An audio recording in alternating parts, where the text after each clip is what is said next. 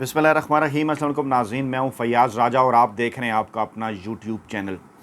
दोस्तों, दो तीन अहम तरीन और बड़ी ख़बरें हैं जनाब, ताज़ा तरीन हैं, आपके मतलब की हैं। एक बड़ी ख़बर है जनाब, GHQ की जानिब से इमरान खान को अटक जेल के अंदर मुसलसल पैगाम रसानी और 10 दिनों के अंदर 2 राब्ते, इनकी तफसीलात आपके सामने रखेंगे। और फिर दूसरा मामला है नवाज शरीफ की वतन वापसी का, जो नवंबर 2019 से अभी तक पाकिस्तान से भागे हुए हैं और हैरान कुन तौर पर गुज़श्ता 16 माह से शहबाज शरीफ फैमिली का कोई बंदा भी बीमार नहीं हुआ। अब उनकी वतन वापसी का मामला कहाँ तक पहुँचा है, ये दोनों मामला जुड़े हुए हैं। GHQ की इमरान खान को जेल में पैगाम रसानी और नवाज शरीफ की वतन वापसी का। और तीसरा मामला जो इनके साथ जुड़ा हुआ है वो आइंदा इलेक्शन का इनेकाद इलेक्शन कमीशन ऑफ पाकिस्तान की जानिब से, कि वो कब, क्यों और कैसे होगा। और आज जब सुप्रीम कोर्ट ऑफ पाकिस्तान ने इलेक्शन कमीशन से पूछा कि इलेक्शन कब करवा रहे हैं, तो DG लॉ जो हैं इलेक्शन कमीशन ऑफ पाकिस्तान के, उन्होंने कंधे उचका दिए। कंधे उचकाने का मतलब आप समझते हैं ना, कि यानी उन्हें इस बात का कोई पता नहीं है। पता भी कैसे होगा, क्योंकि इस बात का पता तो न्यूट्रल को है। और इमरान खान के साथ होने वाली पैगाम रसानी, नवाज शरीफ की वापसी और इलेक्शन कब होंगे, इसका गहरा ताल्लुक है।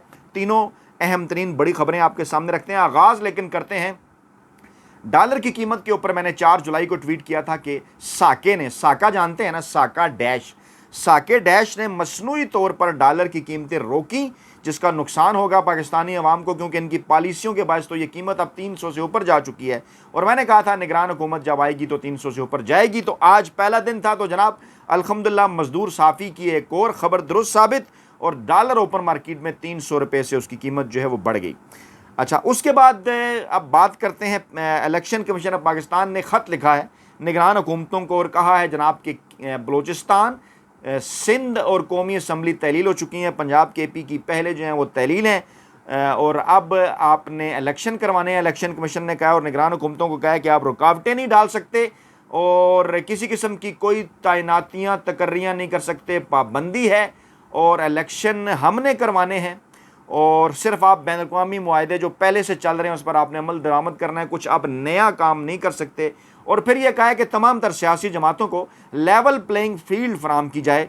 पाकिस्तान तहरीक इंसाफ का नाम लिया जाना चाहिए था, नाम नहीं लिया उन्होंने, इसकी वजूहत पर भी रोशनी डालते हैं। और तीसरी जो अहम तरीन बात है जनाब, उसका भी इन दोनों तीनों अहम जो मामलात हैं इनके साथ बड़ा गहरा ताल्लुक है। सदर ममलकत डॉक्टर आरिफ अलवी ने तकरीबन 13 बिल बगैर साइन किए वापस भिजवा दिए हैं वज़ीर-ए-आज़म ऑफिस को, कि जिसके अंदर पुलिस को बगैर वारंट जो है वो तलाशी और गिरफ्तारी के हवाले से जो इख्तियार देने का बिल था वो भी वापस भिजवा दिया है। यानी उनकी जानिब से भी सरप्राइजेज अब सामने आ रहे हैं। सुप्रीम कोर्ट भी इस निगरान सेटअप को सरप्राइजेज देगी। अच्छा, पहले सुप्रीम कोर्ट ही से शुरू कर लेते हैं। फिर बुशरा बीबी ने जो अटक जेल के अंदर इमरान खान से दूसरी मुलाकात की 10 दिनों के अंदर 5 से 15 अगस्त के दरमियान, उसकी तफसीलात भी रखते हैं। इलेक्शन कमीशन से पूछा जनाब चीफ जस्टिस ने कि आम इंतखाबात कब होंगे, तो उन्होंने जवाब देने से गुरेज किया। ये बेसिकली 2 रुकनी बेंच था। सिंध में सूबाई हल्का बंदियों के हवाले से मामला चल रहे थे, समाअत हो रही थी, और सुप्रीम कोर्ट ने कहा कि बारहा ये मामला पहले भी सामने आ चुका है, शफाफ तरीके से इलेक्शन कमीशन हल्का बंदियाँ करें। सिंध का मामला पहले से चल रहा था, उसका जिक्र था। बाज़ लोग इसको ट्विस्ट कर रहे थे, नई हल्का बंदियों के बाद ये जो कौंसिल ऑफ कॉमन इंटरेस्ट ने गैर आइनी और गैर कानूनी तौर पर इजाज़त दी, जिसकी वजह से इलेक्शन को ये अब फरवरी मार्च तक ले जाना चाहते हैं, तो ये वो मामला नहीं है। वो मामला अभी आएगा सुप्रीम कोर्ट ऑफ पाकिस्तान में। तो ये जो बड़े एंकर, वेले कलम नगार और मुलाजम सहाफ़ी और ये जो मुनाफिक मीडिया इस किस्म की खबरें पोर्ट्रे करता है, पेश करता है, मैसेज करता है, तासुर बनाने की कोशिश करता है, उनका तोड़ करना है इस प्रोपेगेंडे का, इस मजदूर साफ़ी का फ़र्क। तो उन्होंने सिंध की हल्का बंदियों का जिक्र किया कि हसासियत ज़्यादा है, आप ज़रा ध्यान दें। क्योंकि अगर इन हल्का बंदियों का जिक्र होता तो वो ये ना पूछते कि कब इलेक्शन करा रहे हैं, क्योंकि वो तो इलेक्शन कमीशन कह चुका है कि हमें अभी हल्का बंदियों के लिए 4 माह चाहिए, और हुकूमत कह चुकी है फरवरी मार्च। तो उन्होंने कहा जनाब अभी इलेक्शन की कोई तारीख अगर नहीं तय हुई तो तमाम मामलात इलेक्शन कमीशन हल करे, और फिर ये मामला हल्का बंदियों का उन्होंने वापस भिजवा दिया। लेकिन जो फ्रेश हल्का बंदियाँ कौमी असम्बली वाला मामला है वो अभी आएगा दोबारा। इसको एक और ग्रुप, डान ग्रुप ने भी किस तरह से रिपोर्ट किया, उन्होंने कहा अवामी मफाद का मामला है, इलेक्शन कमीशन शफाफ तरीके से हल्का बंदियाँ करे। और हल्का बंदियाँ सिंध की बात हो रही है, शिकारपुर के सूबाई हल्कों 7, 8 और 9, वहाँ पर क्योंकि गलतियाँ सामने आई। तो उन्होंने कहा जनाब वोट मुतासर होते हैं उम्मीदवारों के, तो ध्यान से आप हल्का बंदियाँ करें। और इस पर वो देखना भी चाह रहे थे कि इलेक्शन कमीशन नई मरदमशुमारी 2023 के बाद नई हल्का बंदियों के हवाले से क्या कहता है। लेकिन उसके ऊपर अभी सवालिया निशान है और उन्होंने अपना जवाब नहीं दिया, कंधे भी उन्होंने अचकाए हैं। आज एक रिपोर्ट भी थी कि डिजिटल मरदमशुमारी के बाद जो ज़िले बढ़ने या कम होने से अदम मुमासलत है सूबों के दरमियान और कौमी और सूबाई असम्बलियों के जो हल्के हैं उनमें ये जो मश्क है ये पेचीदा भी हो सकती है और हदबंदी भी कई अजला की मुतासर हो सकती है। ये दोनों चीज़ें जो हैं वो साथ साथ चल रही थी। रज़ा रब्बानी पीपल्स पार्टी के रहनुमा, उन्होंने भी खदशे का इज़हार कर दिया। उन्होंने कहा कि आम इंतखाबात में किसी किस्म की ताख़ीर हुई तो वफाक पर इसके संगीन नताइज मुरतब होंगे और कौमी असम्बली जब वक्त से पहले तहलील कर दी जाए और सूबाई असम्बलियाँ तो 90 दिनों के अंदर इंतखाबात होते हैं। लेकिन सवाल रज़ा रब्बानी साहब से ये भी है कि जब पंजाब और केपी की असम्बलियाँ 90 दिनों जो केपी की असम्बलियाँ जब वक्त से पहले तहलील हुई थी तो उस वक्त आपका ये बयान जनाब रज़ा रब्बानी साहब सामने क्यों नहीं आया था कि 90 दिनों के अंदर केपी और पंजाब में इंतखाबात होने हैं? क्योंकि आइन में तो कोई ऐसी बात ही नहीं कि सूबाई और कौमी असम्बलियाँ सब के इलेक्शन इकट्ठे हों। आइन में तो यही बात है कि 90 दिन के अंदर होनी चाहिए। लेकिन बहर अब उनका कौमी असम्बली की तहलील के बाद ये बयान सामने आया है। आइन 1973 है, आर्टिकल 224 है, ये उन्हें अचानक जो है वो याद आ गया और ताख़ीर का खौफ है। और क्योंकि ताख़ीर इसलिए है क्योंकि अब हुकूमत मुसलसल ये जिक्र कर रही थी फरवरी का भी और 2023 को कहा जा रहा है कि ये साल नहीं है। और उन्होंने कहा कि जनाब कोई पेशगोई नहीं कर सकता कि 90 दिन 120 में बदल जाएँ, तो क्या इसकी कोई आइनी दलील है या नहीं है। लेकिन क्योंकि रवायत एक बन चुकी है, सुप्रीम कोर्ट के फैसले पर इन्होंने अमल नहीं किया पंजाब और केपी के इलेक्शन के मामले में, तो इसलिए अब इस किस्म की बातें हो रही हैं। अब लेकर चलते हैं इलेक्शन के साथ नवाज शरीफ की जो वापसी है वो अटैच है ना, उन्हें इस बात का अंदाज़ा है। वो यही मांग रहे थे ना कि जनाब इमरान खान के ऊपर केसेस करें झूठे, इमरान खान को गैर आनी और गैर कानूनी तौर पर जेल के अंदर बंद कर दें, मेरे लिए एक माहौल बना दें, उसके बाद फिर मैं वापस आ जाता हूँ पाकिस्तान के अंदर। और अब ख़बरें चलना शुरू हो गई हैं क्योंकि चंद दिन पहले जब फैसला आया था सुप्रीम कोर्ट ऑफ पाकिस्तान का तो उन्हें बड़ा धचका लगा था जब वो रिव्यू एंड जजमेंट एक्ट वाला उठा के सुप्रीम कोर्ट ने वापस भिजवा दिया था कि ये आइन और कानून के ख़िलाफ़ है। क्योंकि ये तो ये बनाकर बैठे हुए थे कि जनाब देखें नवाज शरीफ को अपील का हक मिल गया और उनकी सज़ा ख़त्म होगी 5 साल की और दीगर मामलात। लेकिन ये मामलात आएंगे सुप्रीम कोर्ट में। जनाब ख्वाजा आसफ साहब कह रहे हैं रिस्क ज़ीरो होने तक नवाज शरीफ की वापसी का रिस्क नहीं ले सकते। यानी वो कह रही हैं रिस्क ज़ीरो, किस बात का उन्होंने रिस्क लेना है, उन्हें ख़तरा क्या है?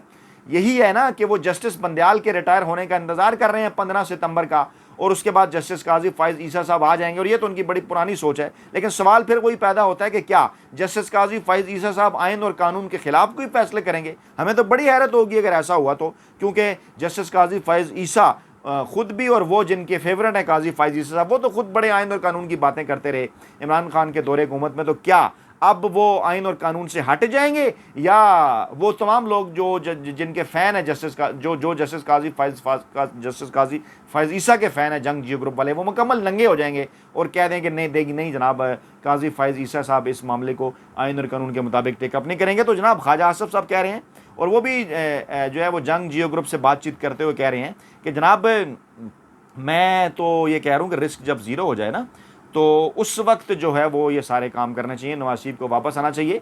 और फिर वो बड़े जज्बाती भी हो गए जब डॉक्टर आरिफ अलवी ने कहा कि अफो दरगुजर से काम लें, तो उन्होंने कहा जनाब कि अपना माजी सामने रखें, आप वो लोगों के सामने वाज कर रहे हैं ये वो फ़लाँ इस किस्म की चीज़ें। फिर उन्होंने कहा जनाब नवाज शरीफ को अपील का मौका नहीं, इमरान खान को तो अपील का मौका है। यानी आइन और कानून उन्हें भी इस बात का अंदाज़ा है। और फिर खबर चली जनाब जावेद लतीफ़ साहब बोले कि नवाज शरीफ सितंबर के महीने में वापस आ रहे हैं। उन्होंने कहा रिस्क जब ज़ीरो हो जाए, ख्वाजा आसफ इन्होंने कहा सितंबर के महीने में वापस आए। दोनों को जोड़ें, क्या मतलब है? रिस्क ख़त्म हो जाए सितंबर के महीने में। अब पता चल रहा है कि 21 सितंबर की कोई ताज़ा तरीन इतलात हैं कि 21 सितंबर के हवाले से कोई हदायत जारी की गई हैं मरीम नवाज़ को दीगर को जनाब तैयारियाँ करें। तो नवाज शरीफ साहब इस्लामाबाद उतरेंगे तो वहाँ से GT रोड से उन्हें लाहौर ले जाया जाएगा। और अब इस हवाले से कुछ खुफिया ज़राए का दावा है कि कुछ ताकतवर हरकतों की तरफ से निगरान सेटअप को भी कुछ अहम तरीन अहकाम जारी किए गए हैं जो कि हमारे ज़राए के मुताबिक कुछ पॉजिटिव नहीं है नून लीग के हवाले से। बहरहाल उन्होंने कहा जनाब सितंबर के महीने के अंदर हैं जो वो वापस आ रहे हैं। और अख्तर मैंगल साहब की बयानबाजी मुसलसल जारी है। उन्होंने कहा कि शहबाज शरीफ से कहा था मैंने कि ऐसा निगरान वज़ीर न लाएँ जो जमहूरियत का गोरकन बन जाए। इसका मतलब क्या है? क्या अनवारुल हक काकड़ साहब को जमहूरियत का गोरकन बनने के लिए लाया गया है कि वो आकर बैठ जाएं और उन्हें कोई और चलाए? और ये निज़ाम जो 3 माह का होता है निगरान सेटअप होता तो 2 माह का है, लेकिन इन्होंने जो है वो बदनीति की असम्बली सिर्फ 2 दिन 3 दिन पहले तोड़ के और इसे 90 दिन तक ले गया। अब बदनीति करके हल्का बंदियों का डोल डाल के इसको 6 माह तक ले जाने की कोशिश कर रहे हैं आगे कहीं कि फरवरी मार्च तक। लेकिन अब इस किस्म के बयानात कि अनवारुल हक काकड़ साहब क्यों आए, जमहूरियत के गोरकन हैं, वो अख्तर मैंगल सीनियर सियासतदान हैं, क्या मतलब है इनका? यानी अनवारुल हक काकड़ साहब जमहूरियत को दफन करने के लिए आए। गोरकन का तो ये मतलब होता है ना कि जमहूरियत को दफन कर दिया जाए, तो जमहूरियत को दफन करने आए हैं, कितने सालों के लिए आए हैं? ये बड़ा इंपॉर्टेंट क्वेश्चन है। और फिर कुछ लोग शहबाज शरीफ के साथ जो सिविल अफसरान सीनियर काम करते रहे, उनके मुतल्लिक पता चल रहा है जनाब वो इसी हुकूमत में भी काम जारी रखें, जिनमें डॉक्टर सैयद तोकीर हैं प्रिंसिपल सेक्रेटरी, फिर साबिक मशीर ग्रेड 22 के रिटायर अफसर अहाद चीमा, जॉइंट सेक्रेटरी मुहिब अली, इनको क्यों अभी तक इन्होंने बरकरार रखा है? और इलेक्शन कमीशन ने कहा है कि जनाब तकर्रियाँ तबादले मजीद नहीं होंगे। पहले वो जो लगा के गए हैं अपने फील्डिंग, अपने खिलाड़ी, उनको तो देख लेना। इलेक्शन कमीशन ऑफ पाकिस्तान के इन तमाम लोगों की मौजूदगी के अंदर ब्यूरोक्रेसी चलाती है ना पाकिस्तान को। काकड़ साहब तो अहकामात जारी करेंगे, तो ये जो ब्यूरोक्रेसी जिसमें शहबाज शरीफ के लगाए वो लोग शामिल हैं, ये क्यों कर एक गैर जानिबदार जो है वो हुकूमत का किरदार अदा करेंगे? अब याद आया, थोड़ा उनका भी जिक्र कर देते हैं। जिक्र चल रहा है जनाब के अबसार आलम साहब, हामिद मीर साहब, सलीम साफ़ी साहब, शाहिद आफरीदी साहब, इस किस्म के लोगों के नाम चल रहे हैं निगरान वज़ीर-ए-आज़म के, निगरान वज़रा की लिस्ट के अंदर। तो मुझे बड़ी हैरत होती है कि हमारे वो साफ़ी दोस्त या वो खिलाड़ी जो ये समझते हैं कि सहाफ़त ने उन्हें को मुकाम दिया या खिलाड़ी जो खेल ने उन्हें मुकाम दिया, या तो वो इलेक्ट होकर आए ना, अवाम के सामने खुद को पेश करें। सियासत पर तो कोई पाबंदी नहीं, इलेक्शन लड़ें, अवाम उन्हें मुंतखब होते हैं तो आ जाएँ। इस किस्म के गैर मुंतखब ओहदे आखिरकार वो क्यों लेते हैं? क्या मकासद होते हैं? फिर तो ये बात ठीक कहते हैं इमरान खान, और हम भी इस प्लेटफॉर्म पर यह बात ठीक कहते हैं कि वड्डे एंकर वेले करमनगार मुलाजम साफ़ी इमरान खान के बुक्स का शिकार थे, नवाज शरीफ के करीब थे, और जो कुछ उन्होंने इमरान खान के खिलाफ कंपेन चलाई, अब निगरान सेटअप के अंदर जो है वो उनको उसका बदला या उनको उसका जो फल है वो दिया जा रहा है, यही कहा जा सकता है। इसके अलावा तो कुछ नहीं है। शाह महमूद कुरैशी ने वाज़ह कर दिया, नायब कप्तान पाकिस्तान तहरीक इंसाफ के, उन्होंने कहा कि हुकूमत के इक़दामात से हम ये तवक्को रखते हैं, निगरान हुकूमत के इक़दामात से सियासी तनाव के अंदर कमी आएगी, और उम्मीद करते हैं निगरान सेटअप ऐसा होगा कि जिसमें गैर जानिबदार लोग होंगे जो कि इलेक्शन कमीशन की सही मुआवनत कर सकेंगे। चेयरमैन PTI को 180 झूठे, जाली और इस किस्म के केसों के अंदर आपने जो है वो उनको जकड़ा हुआ है, और उन्हें कोई रसाई नहीं दी जा रही आयन कानून इंसाफ तक। तो ऐसे हालात के अंदर कौन सा लेवल प्लेइंग फील्ड और कौन से मुनसिफाना, शफाफ और शफाफ इंतखाबात आप कराना चाहते हैं? मीनवाइल इमरान खान की 3 मुकदमात में मजीद ज़मानत इंसदाद दहशतगर्दी ने जो है वो खारिज कर दी अदालत के जज अबुल हसनात ने, और जो इस्तिस्ना की दरख्वास्त थी वो भी उन्होंने मुस्तरद कर दी। लेकिन मामला असल में है अटक जेल का, जो कि मामला इस्लामाबाद हाई कोर्ट के अंदर है और सुप्रीम कोर्ट के अंदर है इमरान खान के अपीलों का, गिरफ्तारी का। ये मामला इस महीने जो इसी हफ्ते के दौरान आगे की तरफ बढ़ेंगे और कुछ सरप्राइजेस जो है वो सामने आएंगे। नवाज शरीफ की फैमिली ने तस्दीक कर दी है कि जनाब वो सितंबर के वस्त में पाकिस्तान पहुंचेंगे, लेकिन सवाल फिर वही है कि क्या ये चाहते हैं कि जब नवाज शरीफ सितंबर के वस्त में पाकिस्तान पहुंचे तो उस वक्त तक इमरान खान जेल के अंदर हों, या इनकी ख्वाहिश है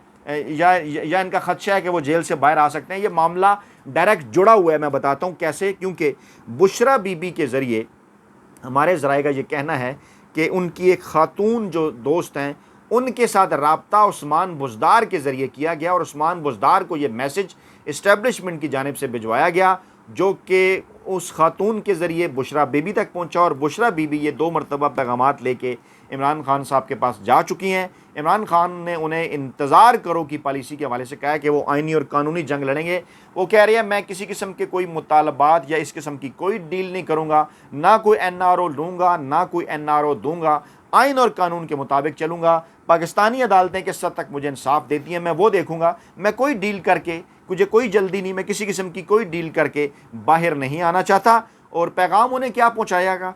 एक पैगाम, एक मुतालबा जो इमरान खान नहीं मान रहे, बार बार जो है वो इमरान खान तक ये पैगाम पहुँचाया जा रहा है, वो ये है कि इमरान खान जो है वो 9 मई का जो मामला है उसके ऊपर तो ज़ाहिर बात है इमरान खान बात कर चुके हैं कि जो कुछ तशद्दुद हुआ, जो इस किस्म के वाक़यात हुए जलाओ गिराओ के, वो नहीं होने चाहिए थे। इमरान खान को कहा क्या जा रहा है? इमरान खान को ये कहा जा रहा है कि रजीम चेंज ऑपरेशन के हवाले से जो आपका एक मौक़िफ़ है, जो कि अक्सर आप दोहराते रहते हैं, और मज़े की बात यह है कि इमरान खान ने इस पर बात करना छोड़ दी थी, लेकिन फिर ख़ुद आपने वो कहते हैं ना कि उड़ता तीर, आज़म खान साहब का बयान सामने आया, और उसके बाद फिर इमरान खान ने कहा कि मैं तो इस मामले को शायद किसी जगह रोक चुका था, लेकिन अब आप खुद इसको सामने ले आएँ तो ले आएँ, फिर कमीशन के अंदर आ जाएँ, सुप्रीम कोर्ट कमीशन बनाए। मैं सबूत आपके सामने रख देता हूँ। फिर चंद दिन पहले गैर मुल्की मीडिया से वो साइफर भी सामने आ गया।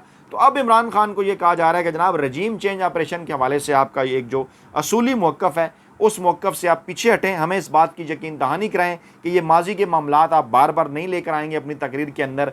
आप इसके ऊपर कोई मुतालबा नहीं करेंगे। जब आपकी हुकूमत भी आएगी कि जनाब इसके ऊपर कोई कमीशन बनाएं या कोई तहकीकात करें, तो फिर उसके बाद आपको जो है वो लेवल प्लेइंग फील्ड जो है वो दी जा सकती है। अब इस किस्म की बातें की जा रही है। इमरान खान ने कहा जनाब कि मैं इस किस्म का कोई मुतालबा अभी फ़िलहाल मानने के लिए तैयार नहीं हूँ। मैं पाकिस्तानी अदालतों के ऊपर देख रहा हूँ कि वो मुझे किस हद तक इंसाफ देती हैं।